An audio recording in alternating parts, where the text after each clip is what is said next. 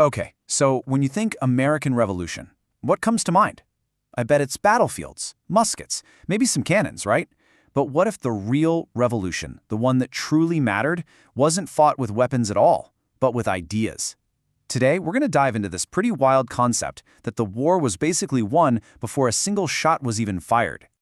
And this whole thing really boils down to this incredible idea from John Adams. He said that the real revolution, the fundamental change, happened right here, in the hearts and minds of the colonists. It happened long before the War for Independence even officially began.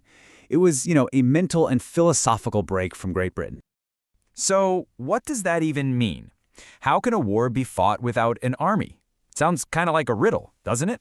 But it gets to the absolute core of what America was and what it was about to become. To really get it, we've got to go back in time. So let's set the scene.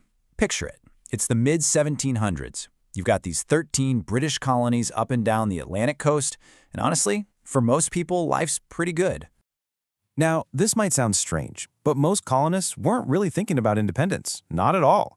They saw themselves as loyal British subjects. They just happened to enjoy a level of freedom that was incredibly rare back then. I mean, they were electing their own local assemblies, deciding on their own local taxes, and London? Well, London was an ocean away and pretty much left them alone. This whole hands-off approach actually had a name: salutary neglect. Sounds a little weird, right? It basically means healthy neglect. The thinking in Britain was simple. As long as the colonies are prosperous and loyal, it's probably better to just not meddle too much. And you know what? For a while, the system worked. The colonists cherished this freedom. They believed it was their right as Englishmen. But then, everything changed. That comfortable distance between Britain and the colonies, it started to shrink fast. And that whole era of healthy neglect came to a very sudden, very jarring end. And here's the catalyst: the French and Indian War. It was ridiculously expensive for Great Britain. So, to pay off these massive war debts, Parliament looked across the Atlantic and saw the colonies as, well, a brand new source of cash. And just like that, the empire began to tighten its grip, hitting them with new taxes and new rules.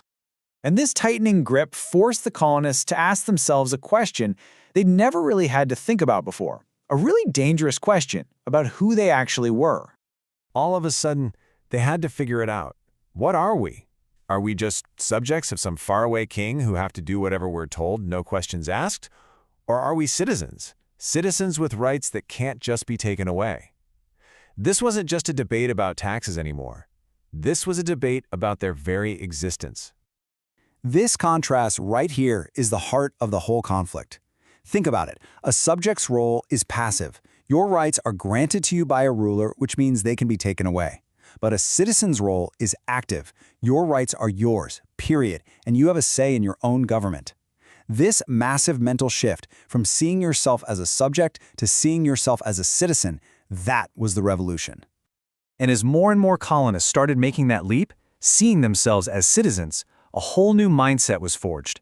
It was a spirit of resistance that would come to define the American character. You can hear this new spirit loud and clear in what people like Benjamin Franklin were saying. I mean, this wasn't just some clever phrase. No way. This was a radical declaration that liberty was absolutely non-negotiable, that it was more valuable than the temporary comfort of just feeling safe or being obedient.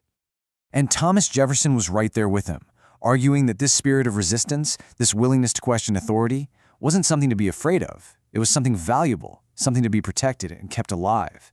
This very idea became the foundation for a whole new American identity. So, we've come full circle. The American Revolution wasn't just a war over land or taxes. It was the end result of this huge internal struggle over what it meant to be free. It all began the moment colonists stopped thinking of themselves as subjects and started thinking of themselves as citizens, as the masters of their own destiny. And that kind of leaves us with a final big question, doesn't it?